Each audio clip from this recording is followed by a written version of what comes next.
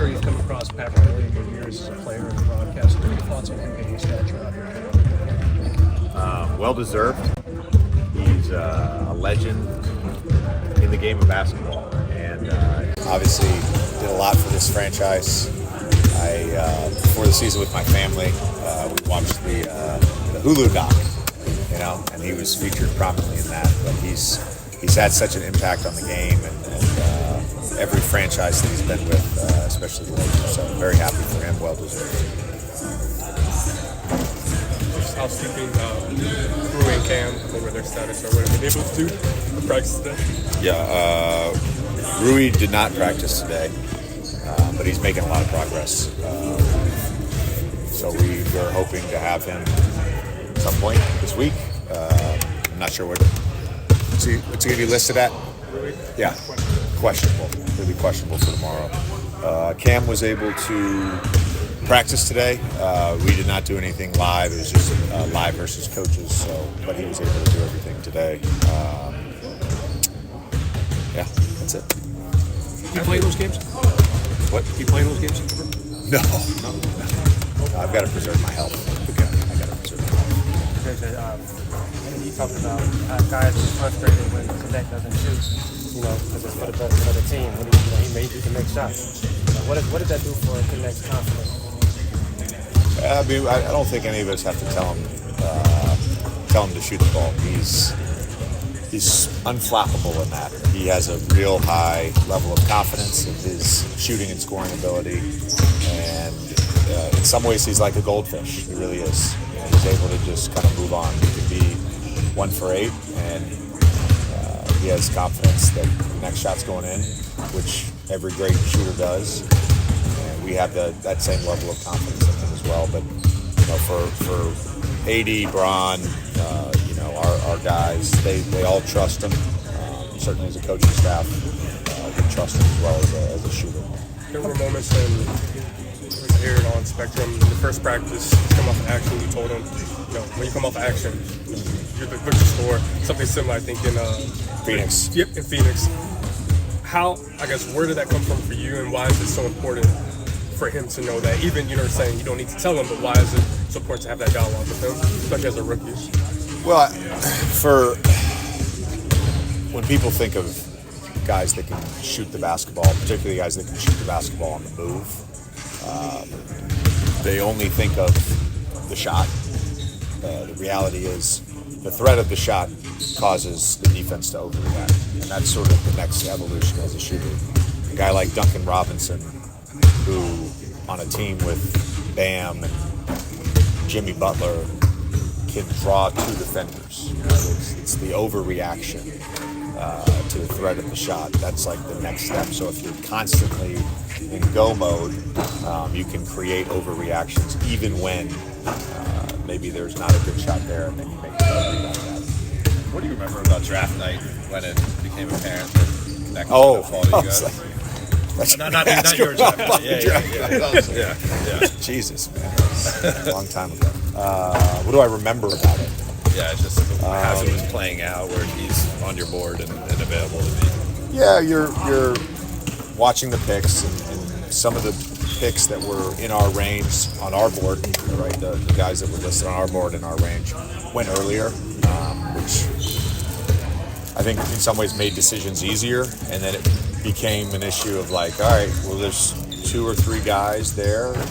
We're all confident that it's going to be this guy, and then Dalton just remained unpicked, unselected. So when when Philly took McCain, it was like, all right, we're taking Dalton. We're obviously very excited, and for us, we certainly want to continue to develop our young guys and place an emphasis on that.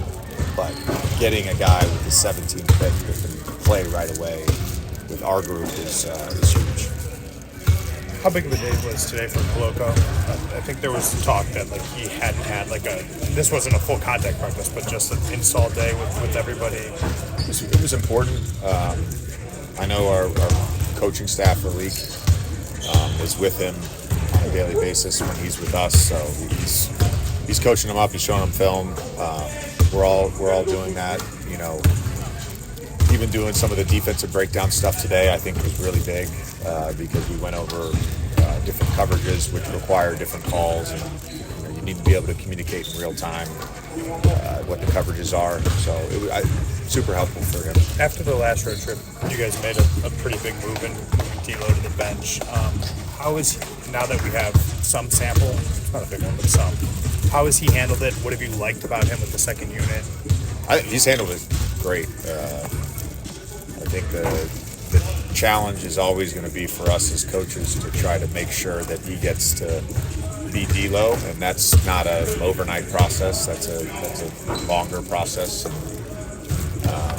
His engagement has been wonderful, just in terms of being with the team, but also his engagement defensively has really picked up the last 5 games. Is that part, like when people talk about coaches having systems and stuff, I think sometimes that's viewed with like being rigid.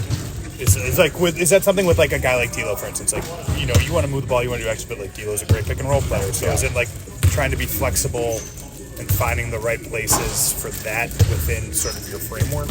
Yeah, there's opportunities to force feed it, and there's opportunities for him on the court to find it organically, and we can both work to find that balance. That's what the conversation has been about.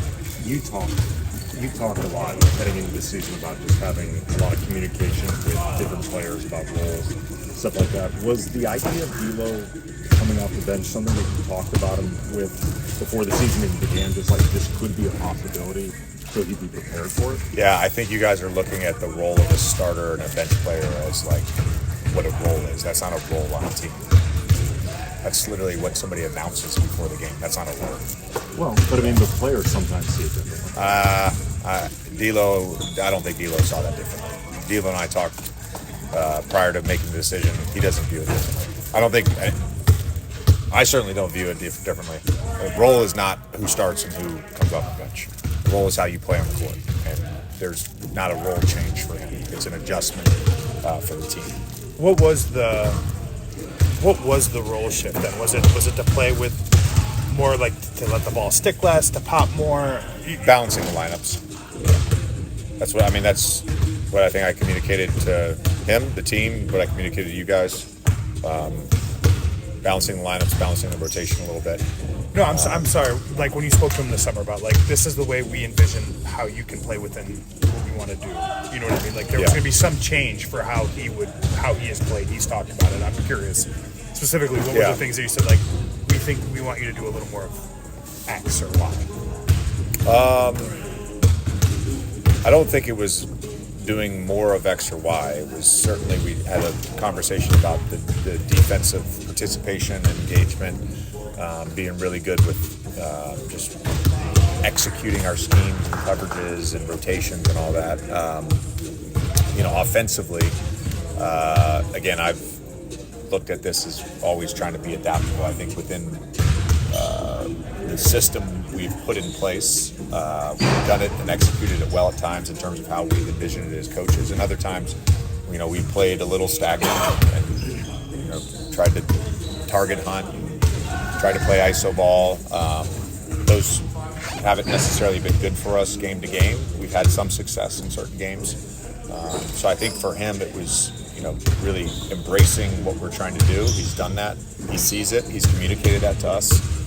Then the next step is just, him organically sort of figuring out, based on who's on the floor, these are where I can get opportunities to play pick and roll. They're there. Yeah. And we'll do a better job of kind of force feeding it at times, but, he can also do that as well. Coach, it seems like you guys are doing a lot of adjustments throughout the season. You have two assistant coaches who've been head coaches. How big have they been for you? So can you make adjustments throughout this? Well, the whole staff has been awesome. I think we established very early this summer in Summer League just a culture of honesty and communication, and we can have healthy discussions, and we also established a culture of openness, not trying to be rigid. I think there's the challenge, of course. want to be sensitive to the flow of a player's season and the team season. You don't want to constantly be making all these adjustments. But once you've established different game plans and they've worked, then we can just revert back to those and the guys can buy in. Or, we can say, hey, this is the game plan to start and these are our adjustments within a game. And obviously, coaching staff, we decide those, and when we leave the room, that's what we've all decided. And we can all communicate that. Thanks, Coach.